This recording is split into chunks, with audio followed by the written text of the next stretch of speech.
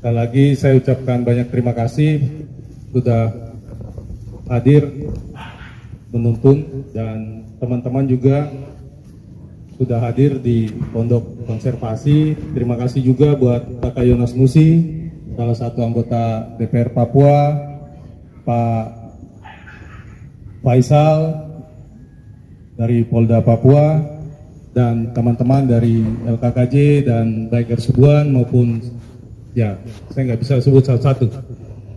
Terima kasih sudah hadir untuk kita silaturahmi. Jadi saya coba jelaskan sedikit terkait Pondok Konservasi ini. Ini sebenarnya mimpi sekitar 2 tahun lalu. Saya bersama teman saya namanya Irwan, dia sekarang di Bogor.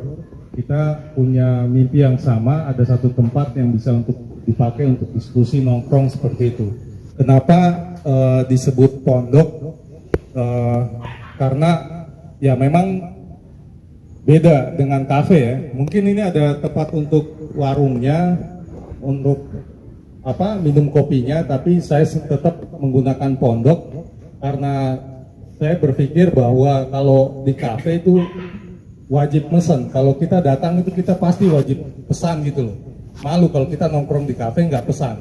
Nah, bedanya dengan pondok, dia boleh datang ke sini siapapun dia, tidak harus memesan. Dia dengan komunitasnya, teman-temannya 2-3 orang mahasiswa datang mau ngobrol di sini, saya izinkan. Selama itu menyangkut hal-hal yang positif. Itu. Saya sendiri tergabung dalam forum komunitas Jayapura. Di sini ada Pak Mujaini juga sama-sama di FKJ. Kami merangkul hampir 100 komunitas yang ada di Kota Jayapura, dan di sini cikal bakalnya 2018 ya. 2018 kita sudah nongkrong di sini, dan kebetulan saya punya kayu-kayu sisa. Akhirnya saya coba kita buka sedikit, tambahi sedikit seperti itu. Nah, kenapa disebut pondok? Itu bedanya dengan kafe. Di sini datang tidak harus mesan, nongkrong boleh, diskusi boleh. Saya malah senang seperti itu. Bahkan di tempat ini saya dengan teman-teman, dengan istri tuju untuk mengagendakan Sabtu makan gratis. Jadi tidak semata-mata kita selalu berpikir duit, keuntungan dan lain sebagainya. Tidak seperti itu. Saya lebih senang ketika apa yang saya punya itu saya bisa berbagi.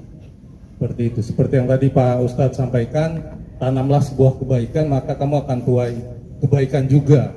Seperti itu. Jadi Sabtu makan gratis ini buat siapa saja, mau dia 5 orang, 10 orang, satu tim, tinggal datang ke sini. Dan tapi memang ada syarat dan ketentuan seperti itu. Saya di sini suka membersihkan hutan bakau di dalam. Kami masuk pakai rakit, jadi berapapun orangnya dia boleh datang dan kita sama-sama membersihkan hutan bakau. Jadi ada kompensasi. Saya hanya minta dia kembali itu membawakan saya paling tidak 2-3 kantong sampah. Itu. Jadi ada emosional di situ. Dia akan merasa bertanggung jawab, berkontribusi terhadap lingkungan, dan ya kompensasinya ya saya kasih, kita makannya bareng seperti itu. Jadi ada program Sabtu makan gratis, siapa saja boleh, termasuk anak fakir miskin yang mungkin keluarganya jauh, dia kalau datang ke sini dia bisa makan gratis. Dia cukup bilang saya dari pondok pesantren, saya dari panti asuhan, saya dari asrama ini, saya tidak punya duit, silakan. Saya tidak selalu, itu yang tadi saya bilang, tidak melulu hidup itu dengan duit gitu. Ketika kita bisa memberikan lebih, saya kira itu lebih berharga lah. Seperti itu. Makanya disebut pondok, bukan kafe. Jadi ceritanya seperti itu, dan alhamdulillah 3 bulan lalu saya dengan teman-teman berhasil, kebetulan ada 8 mahasiswa Uncen, dia magang di sini. Kita bangun sama-sama dan jadilah tempat yang mini seperti itu. Tapi kami bersyukur selama 3 bulan banyak sekali kegiatan yang sudah dilakukan di sini, termasuk teman-teman dari Jakarta, NGO lingkungan, Ekonusa, Greenpeace bahkan pernah ke sini, Walhi pernah ke sini, banyak lah, termasuk buzzer-buzzer politik juga pernah ke sini, Bupati pernah ke sini. ketua LBH pernah ke sini, apalagi teman-teman yang punya kaitan dinas kehutanan, BBKSDA seperti itu. Jadi tujuan maksud tempat ini hadir ya seperti itu. Sekali lagi saya mewakili teman-teman dan keluarga mengucapkan banyak terima kasih kehadiran teman-teman semua. Kita sudah sama-sama berdoa kiranya tempat ini menjadi berkat. Jadi kemarin ada teman tanya, apa tujuanmu buat pondok itu? Saya bilang, ya saya hanya ingin memberi tempat ini menjadi berkat untuk semua gitu. Itu maksudnya saya bilang ya paling tidak ada aktivis, ada orang-orang yang peduli yang lahir dari tempat ini gitu loh. Dan alhamdulillah saya bersyukur pelan-pelan kita menapak ke arah situ. Saya kira itu saja. Terima kasih banyak sekali lagi buat teman-teman semua. Mohon maaf jika ada kalimat yang salah. Wabillahi taufiq wal hidayah. Assalamualaikum warahmatullahi wabarakatuh. Waalaikumsalam warahmatullahi wabarakatuh.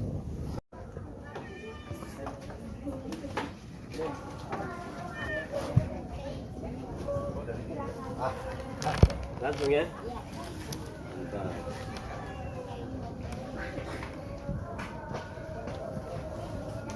Lamongan kayaknya begitu. Itu lagi. Lamongan. Tadi gol ya. Ada gol kan? Ada gol. Pas mau jalan sih tempat tadi. Tapi terus satu nggak gol kan? Ini penasaran.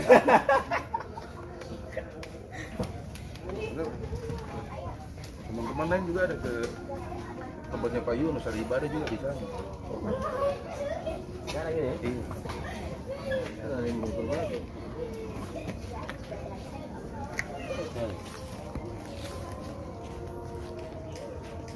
Sekarang pas.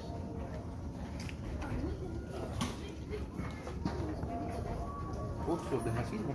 Oh, ada yang masuk di bawah samping.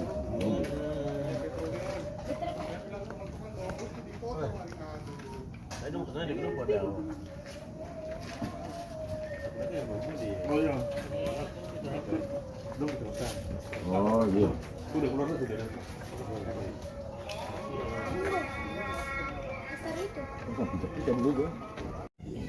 Baik, nama saya Yonas Alphonse Nusi, anggota DPRD Provinsi Papua. Saya di Komisi 1 yang membidangi bidang pemerintahan, keamanan, dan hak asasi manusia. Saya latar belakangnya itu masuk ke DPR melalui putusan adat yang diamanatkan oleh Undang-Undang Otonomi Khusus Papua. Hari ini saya berada di Rumah Bakau yang mana diprakasai oleh saudara Gamel dan teman-teman, di mana ada upaya secara real dari waktu ke waktu untuk mereka lebih berkonsentrasi bagaimana melihat lingkungan yang bersih dan sehat. Itulah tujuan-tujuan mereka yang cukup mulia ini. Terbangunlah sebuah komunitas, dan komunitas ini saudara Gamel dan teman-teman kami coba mengikuti dengan baik dari waktu ke waktu, tetapi juga kami beberapa kali turut terlibat di dalam aktivitas pembersihan lingkungan, di mana tempat yang dilihat bahwa sampah plastik terbanyak begitu, yaitu di pesisir pantai Hamadi ini, tetapi juga ada beberapa tempat di wilayah Hotekan. Dari perjuangan yang cukup panjang, dan kita sekarang ada di tempat ini merupakan sebuah pikiran cerdas, kreatif untuk menghadirkan sebuah pondok di mana tempat untuk bisa ada terjadi komunikasi dari seluruh komunitas yang tergabung di dalam Rumah Bakau ini. Itu artinya ketika mereka selesai mengumpulkan sampah, pasti ada yang mereka bisa komunikasikan terkait dengan situasi di mana mereka mengumpul sampah itu. Dengan mereka bisa memberikan catatan-catatan penting terkait dengan sampah-sampah yang mereka kumpul dari berbagai jenis, mulai dari plastik sampai botol dan lain-lain sebagainya. Dengan harapan hari ini kita mengucap syukur kepada Tuhan ada dipilih sebagai waktu yang tepat untuk bisa kita bersama-sama menaikkan doa syukur, dan tempat ini mulai dibuka dan terbuka untuk umum, sekalipun sudah begitu banyak orang maupun pejabat yang sudah datang ke tempat ini menjadi tempat yang sangat strategis, tetapi juga ini tempat di mana kita melakukan edukasi kepada generasi muda Papua.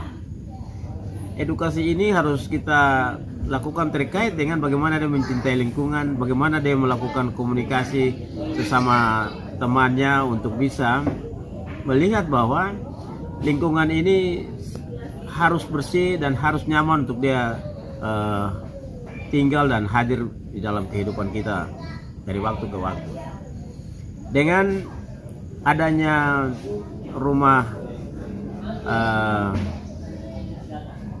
rumah kreatif ini atau pondok kreatif yang dibuat oleh saudara Gamel dan teman-teman ini akan memberikan suasana berbeda di mana semua komunitas bisa datang ke tempat ini. Selanjutnya saya selaku anggota DPR Papua memberikan apresiasi dan dukungan kepada saudara Gamel dan teman-teman yang sudah berupaya menghadirkan sebuah tempat yang cukup nyaman, sejuk, lalu bisa menjadi tempat untuk kita berkomunikasi dengan siapa saja terkait dengan lingkungan dan hal-hal apa yang menjadi kebutuhan kita dalam komunitas kehidupan kita masyarakat untuk bersama-sama pemerintah membangun Papua. Nah, ini yang perlu kita berikan perhatian, kita berikan dukungan selaku anggota dewan dari utusan adat. Kami menyampaikan terima kasih terhadap saudara Gamel dan teman-teman atas gerakan kreatif untuk menjaga lingkungan kita. Kalau kita mau bicara tentang lingkungan, itu berarti anak-anak kita yang sudah mengerjakan pekerjaan sukarela ini, dia telah melakukan perintah Tuhan, bahwa Tuhan anugerahkan kehidupan kita, menggunakan lingkungan. Tuhan perintahkan kita untuk menjaga, memelihara, dan menikmati. Peran-peran inilah yang perlu terjadi edukasi kepada generasi muda, terutama anak-anak sekolah. Dari tempat ini juga kita bisa melihat bahwa ada kemungkinan bisa anak-anak sekolah dari tingkat SD, SMP, SMA maupun perguruan tinggi untuk bisa belajar di luar ruangan sekolah untuk mereka mengenal tentang lingkungan. Dan dari situlah mereka akan berpikir bahwa kalau sampah ini ada di tengah-tengah pohon mangrove, pasti pohon mangrove tidak akan baik dan lain sebagainya. Dan itu mereka akan teredukasi, akan terkomunikasi dengan baik antar sesama mereka, dan betapa pentingnya kebersihan lingkungan di mana ia berada. Mungkin ini yang saya perlu sampaikan. Hari ini saya benar-benar menyampaikan terima kasih dan syukur puji Tuhan bisa diresmikannya. Sekalipun suasananya sederhana, kekeluargaan yang kita bangun bersama-sama yang diprakasai oleh saudara Gamel, ini akan menjadi berkat bagi diri kita masing-masing, tapi juga bagi berkat untuk orang lain dan sesama. Demikian. Terima kasih, Pak.